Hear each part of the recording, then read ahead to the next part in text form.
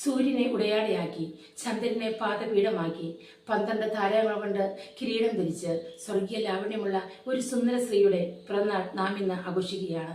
നമ്മുടെ അമ്മ പരിശുദ്ധ കന്യകാമറിയത്തിന്റെ. കുരിശിൽ തൂങ്ങിക്കിടന്നുകൊണ്ട് യോഹന്നാനോട് ഇതാ നിന്റെ അമ്മ എന്ന് പറഞ്ഞ ആ നിമിഷം മുതൽ പരിശുദ്ധ അമ്മ നമ്മുടെ എല്ലാം അമ്മയായി മാറുകയായിരുന്നു. ഇന്ന് ലോകത്തിൽ ഏറ്റവും ഭാഗ്യവതിയായ അമ്മ ആരാണെന്ന് ചോദിച്ചാൽ നമുക്ക് പറയുവാൻ സാധിക്കും, അത് പരിശുദ്ധ അമ്മയാണെന്ന്. കാരണം ഇത്രയേറെ മക്കളുള്ള ഒരമ്മ ഈ ലോകത്ത് ഉണ്ടായില്ല. നമ്മെ ഒത്തിരി സ്നേഹിക്കുന്ന, നാം വിളിച്ചാൽ നമ്മുടെ അടുത്ത് ഓടിയെത്തുന്ന, നമ്മുടെ കുറവുകളെന്ന നിറവുകളാക്കുന്ന പരിശുദ്ധ അമ്മയുടെ പിറന്നാൾ ആഘോഷിക്കുമ്പോൾ നമുക്കും കൊടുക്കണ്ടേ അമ്മയ്ക്ക് ഒരു പിറന്നാൾ സമ്മാനം.